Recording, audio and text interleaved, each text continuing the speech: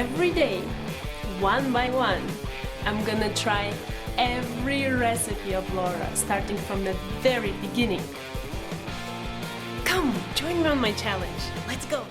Hi everyone! My name is Ruta and welcome to the 184th day of my challenge where another pumpkin themed recipe is due. And today I'm gonna try pumpkin bread, was it? Yeah, I believe that's its name.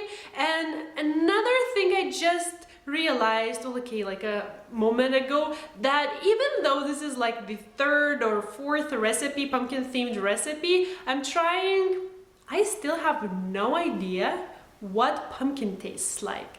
And I think it's because of pumpkin pie spice, which I always use. Maybe it's because it's so potent, or maybe because I use like a ton of it every single time. So in the end, whatever I make, I feel like it's like cinnamon something, because whenever I give people to try, that's the only thing they can recognize. I'm like giving them something and then asking them to guess, pumpkin pie for example, and every single one guessed that it's a cinnamon pie, just because that's the only and like the most potent ingredient, I feel like, and then you just don't know. So I will do something now before moving any further. What I'm like curious about, what does this taste like? And for some reason, I'm losing my motivation to do that. So I'll take just the tiniest bit. I'm starting to have doubts about that. It won't taste nice, I feel like. Oh. I shouldn't have done that. You know what? Okay, that's not good. Maybe it's good that you don't really taste it in the end dish.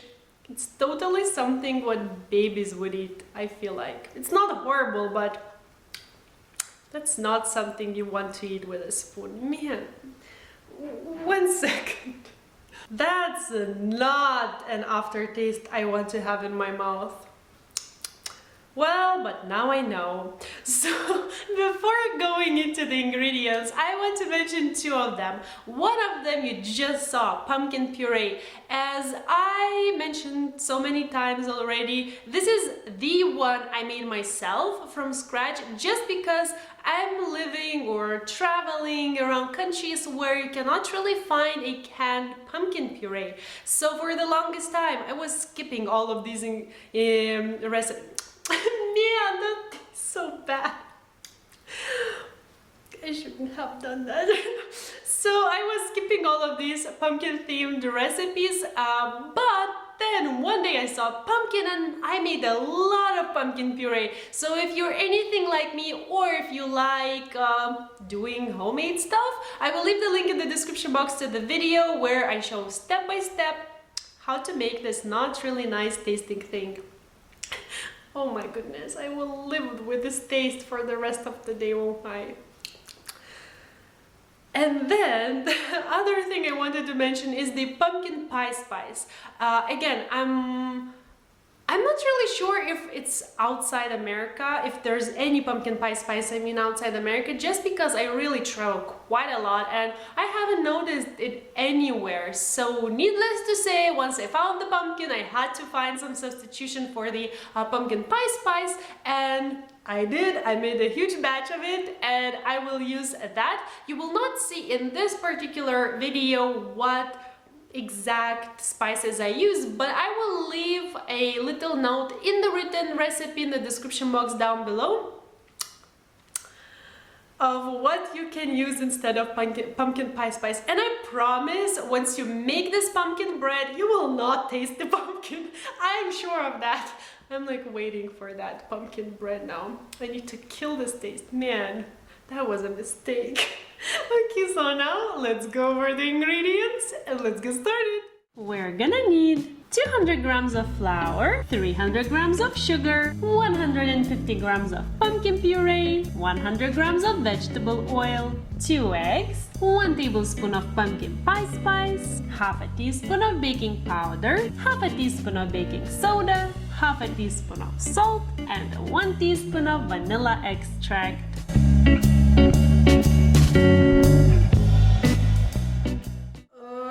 Pumpkin puree, don't try it. So I will start by turning on the oven to preheat to 180 degrees and by preparing the loaf pad, which is the new loaf pad. Actually, it's the same one I have in Iran, but my mom didn't have one, so I went ahead and bought. I love glass loaf pad. It's so good. So anyways, I will prepare it by spraying its sides with some non-stick cooking spray, and then I will lay the bottom of it with some parchment paper to ensure that once the bread is done, I can actually take it out.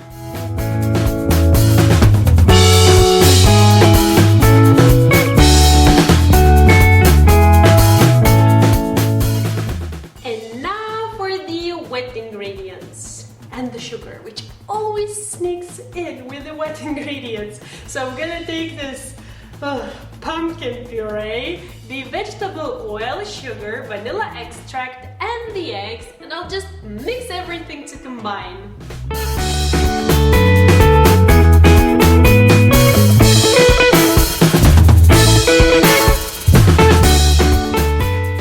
Getting foamier.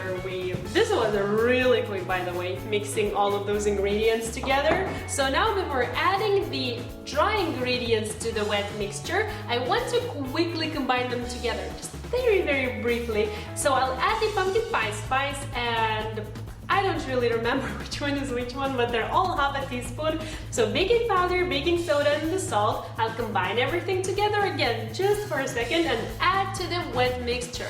I will mix everything to combine, but just to combine. As always, I don't want to overwork the batter, so the end product, which is pumpkin bread in this case, wouldn't get tough.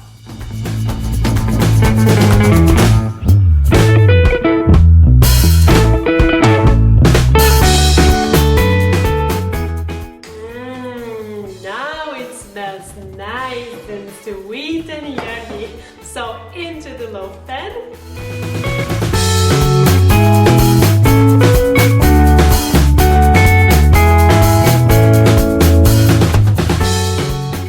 And into the oven for 1 hour.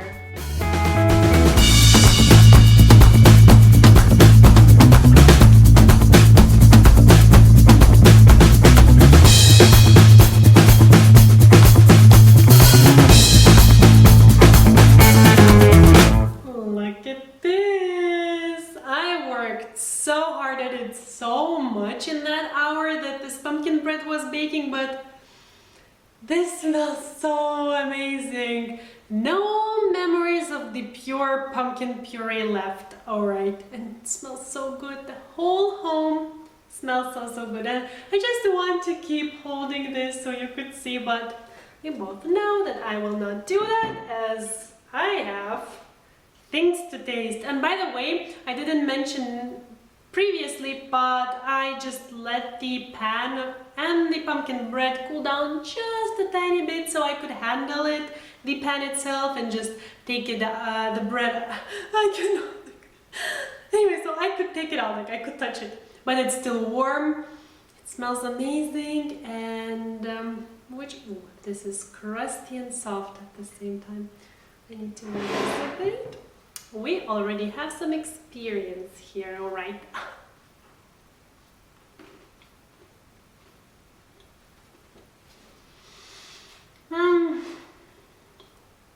This is good. I will have such an amazing break right now. I have my tea ready. This is so tasty. I don't want to remember the taste of pumpkin puree, but I mean, if I didn't know that this is pumpkin bread, I would never guess. And just this tastes like a super tasty cake. That's what it tastes like. Oh my god, this part is my absolute favorite one because you have the softness and you have the crunch from the outside. So I'm happy. I don't remember the pumpkin puree taste anymore. And this is awesome. I love like really flavorful desserts, but not overly sweet. And I'm really now, you know, when I think about it, when I was mixing all the ingredients, I was thinking, yes, the sugar, yes, all the rest of the things to kill the taste of pumpkin puree. So that looked like a lot of sugar, didn't it? But this is not too sweet.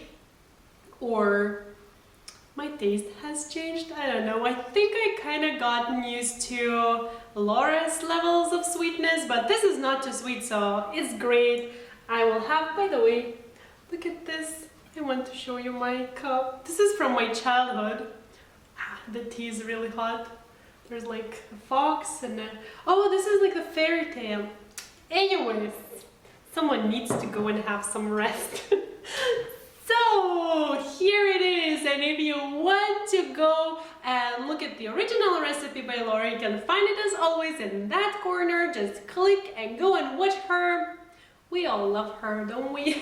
And the written recipe for this amazing thing is in the description box down below, in both American and the metric systems, just because I am a metric system girl and I am converting every single recipe to the metric system so I could try it out. So I figured, why not share with you as well? Because when it works, you don't need to worry what those 2 cups of something mean.